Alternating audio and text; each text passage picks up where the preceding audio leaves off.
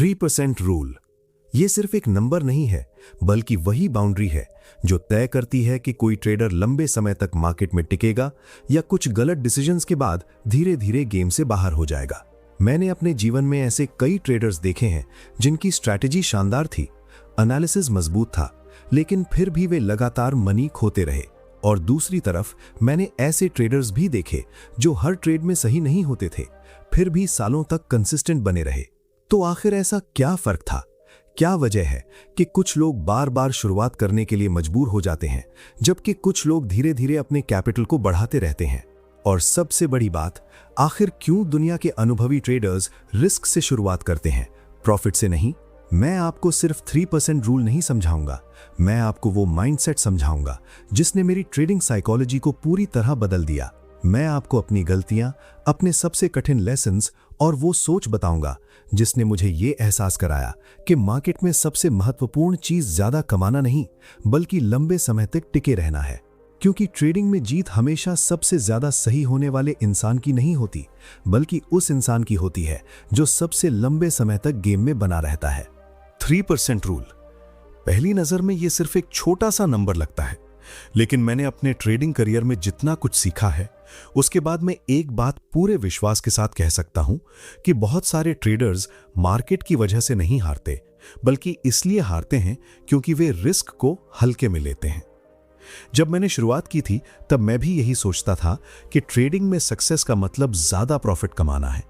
मुझे लगता था कि अगर मुझे जल्दी आगे बढ़ना है तो मुझे बड़े अपॉर्चुनिटीज पकड़ने होंगे, ज्यादा क्वांटिटी में ट्रेड्स लेने होंगे और ज्यादा रिटर्न के बारे में सोचना होगा।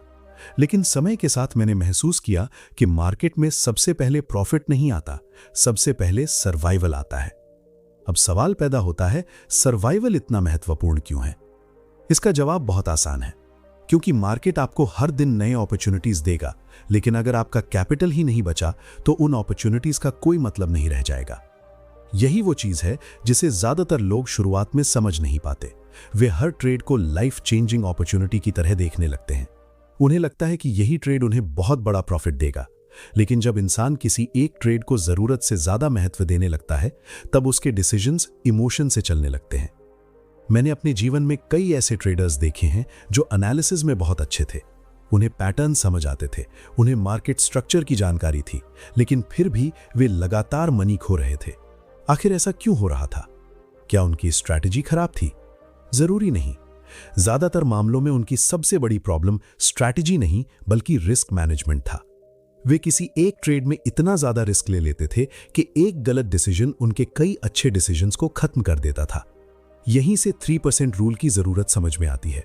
3% रूल का मतलब सिर्फ इतना है कि आप अपने टोटल कैपिटल का बहुत छोटा हिस्सा ही रिस्क में डालते हैं, क्योंकि मार्केट में कोई भी इंसान भविष्य को पूरी तरह नहीं जानता। चाहे आपका एनालिसिस कितना भी मजबूत क्यों ना हो, कोई भी ट्रेड 100% निश्चित नहीं होता। अब यहां एक और सवाल पैदा होता है, अगर हमें अपने एनालिसिस पर भरोसा है तो फिर छोटा रिस्क लेने की जरूरत क्यों है? मैं भी पहले यही सोचता था, लेकिन बाद में मैंने समझा कि ट्रेडिंग सर्टेनिटी का गेम नहीं, प्रोबेबिलिटी का गेम है। सबसे अच्छे सेटअप भी फेल हो सकते हैं, सबसे मजबूत सिग्नल्स भी गलत साबित हो सकते हैं, और जब ऐसा होता है तब वही ट्रेडर सुरक्षित रहता है जिसने पहले से अपने रिस्क को सीमित रखा होता है। मैं हमेशा एक बात कहता हूं, मार्केट को आपकी राय से कोई फर्क नहीं पड़ता। मार्केट इस बात की परवाह नहीं करता कि आपने कितना समय एनालिसिस में लगाया है। मार्केट सिर्फ वही करेगा जो उसे करना है। इसलिए हमारा काम मार्केट को कंट्रोल करना नहीं, हमारा काम सिर्फ अपने रिस्क को कंट्रोल करना है। यहीं पर बहुत सारे ट्रेडर्स गलती बैठते हैं। वे प्रॉफिट को कंट्रोल करने की कोशिश करते हैं, जबकि प्रॉफिट उनके कंट्रोल में है ही नहीं। जो चीज हमारे कंट्रोल में है वो है हमारा रिस्क, हमारा पोजीशन साइज और हमारा डिसिप्लिन। मैंने अपनी शुरुआती दिनों में एक और बड़ी गलती की थी। जब कुछ ट्रेड्स लगातार सही हुए तो मेरा सेल्फ कॉन्फिडेंस बहुत बढ़ गया। मुझे लगने लगा कि अब मैं मार्केट को समझ चुका हूं, लेकिन रियलिटी कुछ और थी। ओवर कॉन्फिडेंस धीरे धीरे मुझे बड़े रिस्क की तरफ ले जा रहा था, और यहीं से एक खतरनाक साइकिल शुरू होती है। पहले इंसान ज्यादा रिस्क लेता है, फिर अगर ट्रेड गलत चला जाए तो लॉस बड़ा हो जाता है। बड़ा लॉस फियर पैदा करता है।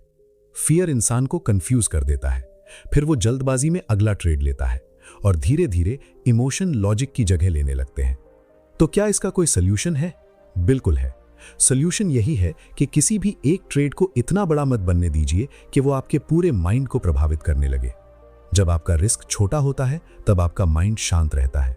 जब माइंड शांत रहता है तब आप बेहतर डिसीजंस ले पाते हैं, और जब डिसीजंस बेहतर होते हैं तब कंसिस्टेंसी धीरे धीरे बननी शुरू होती है। मैंने एक समय के बाद यह समझ लिया था कि मार्केट में मेरा पहला काम मनी कमाना नहीं है, मेरा पहला काम अपने कैपिटल की रक्षा करना है, क्योंकि कैपिटल ही वो हथियार है जिसके बिना कोई भी ट्रेडर लंबे समय तक मार्केट में नहीं टिक सकता। और शायद यही वजह है कि प्रोफेशनल ट्रेडर्स हर समय प्रॉफिट के बारे में नहीं सोचते। वे सबसे पहले ये सोचते हैं कि अगर वे गलत साबित हुए तो उनका नुकसान कितना होगा, क्योंकि वे जानते हैं कि मार्केट में हमेशा अगला अपॉर्चुनिटी आएगा। लेकिन अगर कैपिटल खत्म हो गया तो अपॉर्चुनिटी होने के बावजूद उसका फायदा उठाना संभव नहीं होगा। यही कारण है कि 3% रूल सिर्फ एक नंबर नहीं है, ये एक ऐसी सोच है जो आपको हर ट्रेड को सही साबित करने की मजबूरी से बाहर निकालती है। और जब एक ट्रेडर खुद को सही साबित करने के बजाय सिर्फ अपने कैपिटल की प्रोटेक्शन पर ध्यान देना शुरू कर देता है, तभी उसकी असली जर्नी शुरू होती है। एक समय ऐसा था जब मैं ये मानता था कि ज्यादा प्रॉफिट कमाने का सबसे आसान तरीका ज्यादा रिस्क लेना है। अगर कोई ट्रेड मुझे बहुत मजबूत दिखाई देता था तो मैं उसके ऊपर जरूरत से ज्यादा भरोसा करने लगता था। मुझे लगता था कि इस बार मार्केट जरूर मेरे अनुसार चलेगा, और सच कहूं शुरुआत में कुछ बार ऐसा हुआ भी। लगातार कुछ ट्रेड सही हुए और मेरा सेल्फ कॉन्फिडेंस तेजी से बढ़ने लगा। लेकिन यहीं पर एक बहुत बड़ा खतरा छिपा हुआ था जिसे उस समय मैं समझ नहीं पा रहा था। जब लगातार कुछ ट्रेड सही हो जाते हैं तो क्या होता है? ज्यादातर लोग ये मानने लगते हैं कि अब वे मार्केट को समझ चुके हैं। उन्हें लगता है कि अब गलत होने की संभावना बहुत कम है, और यही सोच धीरे धीरे उन्हें बड़े रिस्क की तरफ ले जाती है। मेरे साथ भी कुछ ऐसा ही हुआ। मैंने अपनी रूल्स को हल्के में लेना शुरू कर दिया। मुझे लगने लगा कि अगर सेटअप इतना अच्छा है तो थोड़ा ज्यादा रिस्क लेने में क्या समस्या है। आखिर अगर प्रॉफिट बड़ा मिलेगा तो ग्रोथ भी तेजी से होगी। लेकिन मार्केट हमेशा इंसान की उम्मीदों के अनुसार नहीं चलता। एक ट्रेड गलत गया, फिर दूसरा ट्रेड भी उम्मीद के मुताबिक नहीं चला, और धीरे धीरे मुझे एहसास होने लगा कि जिस चीज को मैं कॉन्फिडेंस समझ रहा था वो वास्तव में ओवर कॉन्फिडेंस था। अब यहां एक सवाल पैदा होता है, अगर किसी ट्रेडर का एनालिसिस सही है तो फिर भी बड़े लॉस क्यों होते हैं? इसका जवाब बहुत सीधा है, क्योंकि एनालिसिस कभी भी फ्यूचर की गारंटी नहीं देता, वो सिर्फ प्रोबेबिलिटी देता है। मार्केट में ऐसा कोई सेटअप नहीं है जो हर बार सही साबित हो, और जब हम किसी ट्रेड को 100% मान लेते हैं तभी हम सबसे बड़ी गलती कर बैठते हैं। मैंने उस समय एक और चीज महसूस की, लॉस से ज्यादा दर्द बड़े लॉस देते हैं। एक छोटा लॉस इंसान को ज्यादा परेशान नहीं करता, लेकिन जब एक ही ट्रेड अकाउंट का बड़ा हिस्सा खा जाता है तब इंसान का माइंड बदलने लगता है, फियर बढ़ने लगता है, कॉन्फिडेंस कमजोर होने लगता है, और सबसे खतरनाक बात, इंसान इमोशनल डिसीजंस लेने लगता है। क्या आपने कभी सोचा है कि कई बार ट्रेडर्स लगातार प्रॉफिट करने के बाद भी अचानक सब कुछ क्यों गवा देते हैं? क्या उनकी नॉलेज खत्म हो जाती है? नहीं। क्या उनकी स्ट्रैटेजी अचानक खराब हो जाती है? जरूरी नहीं। असल में समस्या वहां शुरू होती है जहां रिस्क कंट्रोल खत्म हो जाता है, क्योंकि एक बड़ी गलती कई छोटी सफलताओं को मिटा सकती है। यहीं पर मैंने अपने ट्रेडिंग करियर का सबसे महत्वपूर्ण लेसन सीखा। मैंने खुद से एक सवाल पूछा, क्या मेरा उद्देश्य हर ट्रेड जीतना है या लंबे समय तक मार्केट में बने रहना है? इस सवाल ने मेरी सोच को पूरी तरह बदल दिया। मैंने समझा कि प्रोफेशनल ट्रेडर बनने का मतलब हर बार सही होना नहीं है। प्रोफेशनल ट्रेडर बनने का मतलब यह है कि जब आप गलत हो तब भी आपका नुकसान इतना छोटा हो कि आप आराम से अगले अपॉर्चुनिटी का इंतजार कर सकें। और यही सोच मुझे 3% रूल की तरफ लेकर गई। मैंने महसूस किया कि अगर मैं अपने कैपिटल का सिर्फ छोटा हिस्सा ही रिस्क में डालूंगा तो कोई भी एक ट्रेड मेरे भविष्य का फैसला नहीं कर पाएगा। अब एक और सवाल पैदा होता है, क्या छोटा रिस्क लेने से प्रॉफिट कम नहीं हो जाएगा? शुरुआत में मुझे भी ऐसा ही लगता था, लेकिन बाद में मैंने समझा कि ट्रेडिंग में सिर्फ प्रॉफिट की स्पीड महत्वपूर्ण नहीं होती, कंसिस्टेंसी ज्यादा महत्वपूर्ण होती है। क्योंकि अगर ग्रोथ धीमी है लेकिन लगातार है तो वो लंबे समय में कहीं ज्यादा मजबूत साबित होती है। लेकिन अगर ग्रोथ बहुत तेज है और उसके साथ रिस्क भी बहुत बड़ा है तो एक गलत डिसीजन पूरी मेहनत को खत्म कर सकता है। धीरे धीरे मैंने अपने अंदर एक बदलाव महसूस किया। पहले मैं हर ट्रेड के रिजल्ट से इमोशनली जुड़ जाता था। अगर प्रॉफिट होता था तो मैं बहुत ज्यादा एक्साइटेड हो जाता था, अगर लॉस होता था तो मैं फ्रस्ट्रेशन महसूस करता था। लेकिन जब मैंने अपने रिस्क को सीमित करना शुरू किया तब मेरे अंदर स्टेबिलिटी आने लगी। अब मैं मार्केट से लड़ने की कोशिश नहीं करता था, मैं सिर्फ अपनी रूल्स को फॉलो करने पर ध्यान देने लगा, क्योंकि मैंने समझ लिया था कि मार्केट को कंट्रोल करना असंभव है, लेकिन खुद को कंट्रोल करना पूरी तरह संभव है। और सच तो यह है कि ट्रेडिंग में सबसे बड़ी लड़ाई चार्ट के साथ नहीं होती, सबसे बड़ी लड़ाई हमारे अपने माइंड के साथ होती है। जिस दिन मैंने ये स्वीकार कर लिया कि मैं हर ट्रेड में सही नहीं हो सकता, उसी दिन मेरे अंदर एक अलग तरह का कॉन्फिडेंस पैदा हुआ। अब मुझे हर बार जीतने की जरूरत महसूस नहीं होती थी। मुझे सिर्फ इतना सुनिश्चित करना था कि जब मैं गलत साबित हूं तब मेरा नुकसान सीमित रहे। और शायद यही वो मोमेंट था जब मैंने पहली बार समझा कि 3% रूल सिर्फ मनी बचाने का तरीका नहीं है। ये एक ऐसी सोच है जो एक ट्रेडर को ओवर कॉन्फिडेंस, फियर और इमोशनल डिसीजंस से बचाती है। और जब इंसान अपने इमोशंस को कंट्रोल करना सीख जाता है, तभी वो धीरे धीरे एक प्रोफेशनल माइंडसेट की तरफ बढ़ना शुरू करता है। जब मैंने अपने रिस्क को सीमित करना शुरू किया, तब मुझे लगा कि सबसे बड़ा फायदा सिर्फ कैपिटल की प्रोटेक्शन का होगा। लेकिन समय के साथ मैंने महसूस किया कि असली बदलाव मेरे अकाउंट में नहीं, बल्कि मेरे माइंड में हो रहा था। क्योंकि ट्रेडिंग में सबसे बड़ा एनिमी मार्केट नहीं है, सबसे बड़ा एनिमी हमारा अपना माइंड है। शुरुआत में मुझे ये बात समझ नहीं आती थी। मैं सोचता था कि अगर मेरे पास अच्छी स्ट्रैटेजी है, अच्छा एनालिसिस है और सही सेटअप पहचानने की क्षमता है, तो सक्सेस अपने आप मिल जाएगी। लेकिन धीरे धीरे मुझे एहसास हुआ कि नॉलेज और स्ट्रैटेजी से पहले साइकोलॉजी काम करती है। अब यहां एक सवाल पैदा होता है, अगर दो ट्रेडर्स एक जैसी स्ट्रैटेजी इस्तेमाल कर रहे हैं, तो फिर एक कंसिस्टेंट क्यों बन जाता है और दूसरा लगातार संघर्ष क्यों करता रहता है? इसका जवाब मुझे वर्षों के एक्सपीरियंस के बाद समझ में आया। क्योंकि दोनों ट्रेडर्स की साइकोलॉजी अलग होती है। एक ट्रेडर छोटे रिस्क के साथ मार्केट में आता है, दूसरा ट्रेडर जरूरत से ज्यादा रिस्क लेकर आता है। बाहर से दोनों एक जैसे दिखाई देते हैं, लेकिन अंदर से दोनों की मानसिक स्थिति बिल्कुल अलग होती है। जब कोई ट्रेडर बहुत बड़ा रिस्क लेता है, तो उसका पूरा ध्यान प्रॉफिट पर नहीं, बल्कि लॉस के डर पर चला जाता है। वो हर छोटी मूवमेंट से घबराने लगता है। अगर प्राइस थोड़ा नीचे चला जाए तो वो डर जाता है। अगर प्रॉफिट थोड़ा कम हो जाए तो वो जल्दी एग्जिट कर जाता है। अगर लॉस हो जाए तो वो फ्रस्ट्रेशन में अगला ट्रेड लेने की जल्दी करने लगता है। और यहीं से इमोशनल डिसीजंस शुरू होते हैं। मैंने अपने जीवन में हजारों ट्रेडर्स को देखा है और एक बात लगभग हर जगह कॉमन थी। ज्यादातर लोग स्ट्रैटेजी की वजह से नहीं हारते, वे अपने इमोशंस की वजह से हारते हैं। फियर, ग्रीड और फ्रस्ट्रेशन धीरे धीरे उनके डिसीजन मेकिंग प्रोसेस पर कब्जा कर लेते हैं। लेकिन मैंने एक चीज अपने अंदर महसूस की। जब मैंने 3% रूल को गंभीरता से फॉलो करना शुरू किया, तो मेरे अंदर का फियर धीरे धीरे कम होने लगा। क्यों? क्योंकि मुझे पता था कि अगर ये ट्रेड गलत भी चला गया तो मेरा पूरा भविष्य खतरे में नहीं पड़ेगा। और जब इंसान के अंदर डर कम होता है, तभी वो साफ माइंड से सोच पाता है। अब एक और सवाल पैदा होता है, क्या फियर पूरी तरह खत्म किया जा सकता है? नहीं। मैंने अपने पूरे करियर में यह महसूस किया कि फियर एक नेचुरल इमोशन है। प्रोफेशनल ट्रेडर्स भी फियर महसूस करते हैं। फर्क सिर्फ इतना होता है कि वे अपने फियर को डिसीजन लेने की अनुमति नहीं देते। और ऐसा कैसे संभव होता है? उसका जवाब है रिस्क मैनेजमेंट। जब रिस्क छोटा होता है, तब इमोशन भी कंट्रोल में रहते हैं।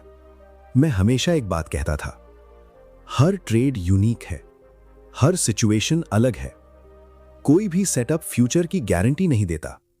और यही वो ट्रूथ है जिसे स्वीकार करने के बाद मेरी पूरी ट्रेडिंग साइकोलॉजी बदल गई।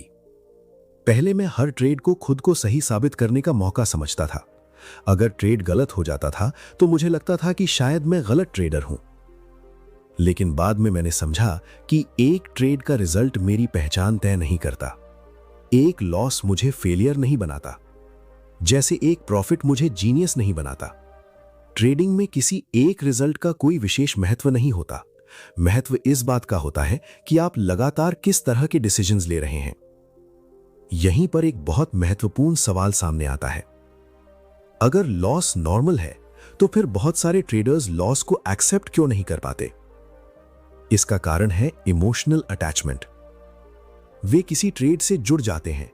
वे चाहते हैं कि मार्केट उनकी सोच को सही साबित करे। लेकिन रियलिटी यह है कि मार्केट को हमारी राय से कोई फर्क नहीं पड़ता। मार्केट को यह फर्क नहीं पड़ता कि हमने कितनी मेहनत से एनालिसिस किया है। मार्केट को यह फर्क नहीं पड़ता कि हमें प्रॉफिट की कितनी जरूरत है। मार्केट सिर्फ वही करेगा जो उसे करना है। और जब मैंने इस सच्चाई को स्वीकार किया तब मेरे अंदर एक अलग तरह की शांति आने लगी। अब मैं मार्केट से लड़ नहीं रहा था, मैं मार्केट को हराने की कोशिश नहीं कर रहा था, मैं सिर्फ प्रोबेबिलिटी के साथ काम कर रहा था। अगर ट्रेड सही गया तो अच्छा है, अगर ट्रेड गलत गया तो भी ठीक है, क्योंकि मैं जानता था कि मेरे पास अगला अपॉर्चुनिटी जरूर आएगा। और शायद यही सोच सबसे ज्यादा महत्वपूर्ण है, क्योंकि जब इंसान ये मान लेता है कि कोई भी एक ट्रेड उसके जीवन का फैसला नहीं करेगा, तभी वो इमोशनल प्रेशर से मुक्त होने लगता है। मैंने कई बार ट्रेडर्स को यह कहते सुना है कि उनका सबसे बड़ा सपना फाइनेंशियल फ्रीडम हासिल करना है, लेकिन मैं हमेशा उनसे कहता था कि फाइनेंशियल फ्रीडम से पहले इमोशनल फ्रीडम हासिल करना जरूरी है। क्योंकि अगर आपका माइंड फियर और ग्रीड के बीच फंसा हुआ है तो कोई भी स्ट्रैटेजी आपको कंसिस्टेंट नहीं बना सकती। अब यहां एक और सवाल पैदा होता है, क्या सिर्फ 3% रूल फॉलो करने से कोई ट्रेडर सफल बन जाएगा? नहीं, लेकिन यह रूल उस मजबूत फाउंडेशन की तरह है जिसके बिना कोई भी बिल्डिंग लंबे समय तक खड़ी नहीं रह सकती। क्योंकि ट्रेडिंग में सक्सेस अचानक नहीं आती, सक्सेस छोटे छोटे सही डिसीजंस का परिणाम होती है। और उन सही डिसीजंस की शुरुआत होती है अपने रिस्क को स्वीकार करने से।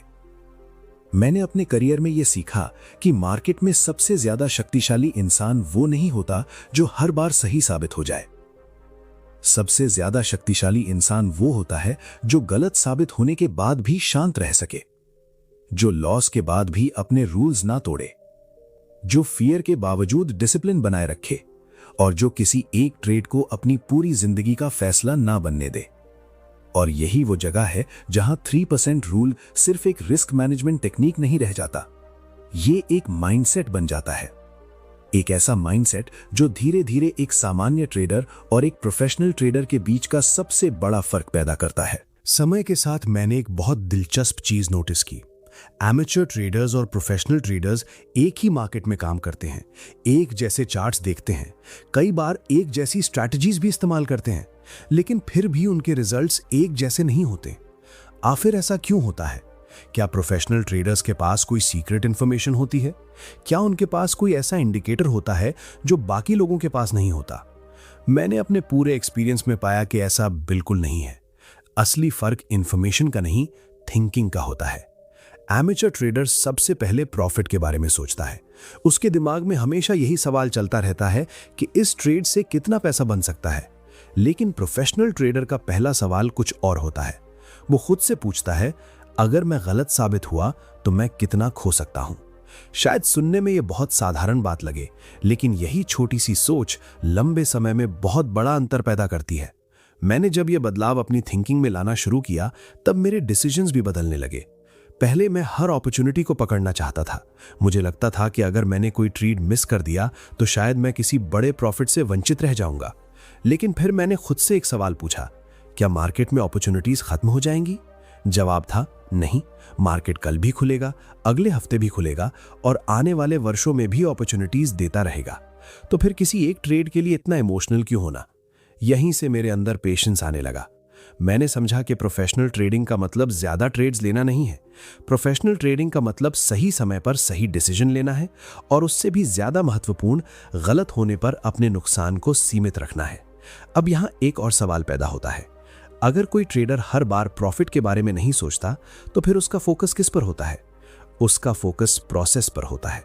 मैंने अपने करियर में यह महसूस किया कि प्रॉफिट हमेशा हमारे कंट्रोल में नहीं होता, लेकिन डिसिप्लिन, रिस्क मैनेजमेंट और एग्जीक्यूशन पूरी तरह हमारे कंट्रोल में होते हैं। और यही वजह है कि प्रोफेशनल ट्रेडर्स रिजल्ट के पीछे नहीं भागते, वे प्रोसेस के पीछे भागते हैं, क्योंकि वे जानते हैं कि अगर प्रोसेस मजबूत है तो रिजल्ट धीरे धीरे उसका नेचुरल आउटकम बन जाएगा। मैं हमेशा खुद को एक बात याद दिलाता था, मेरा काम मार्केट को प्रेडिक्ट करना नहीं है, मेरा काम सिर्फ प्रोबेबिलिटी के साथ काम करना है। अगर ट्रेड सही गया तो अच्छा है, अगर ट्रेड गलत गया तो भी कोई समस्या नहीं, क्योंकि मैंने पहले ही तय कर रखा है कि कोई भी एक ट्रेड मेरे पूरे कैपिटल या मेरे पूरे माइंड पर हावी नहीं होगा। और शायद यही प्रोफेशनल माइंडसेट की सबसे बड़ी पहचान है। प्रोफेशनल ट्रेडर हर ट्रेड को अपनी जिंदगी का सबसे महत्वपूर्ण ट्रेड नहीं मानता। वे जानता है कि यह सिर्फ हजारों ट्रेड्स की एक लंबी जर्नी का छोटा सा हिस्सा है। इसीलिए वो हर बार खुद को सही साबित करने की कोशिश नहीं करता, वो सिर्फ अपने रूल्स के प्रति ईमानदार रहने की कोशिश करता है।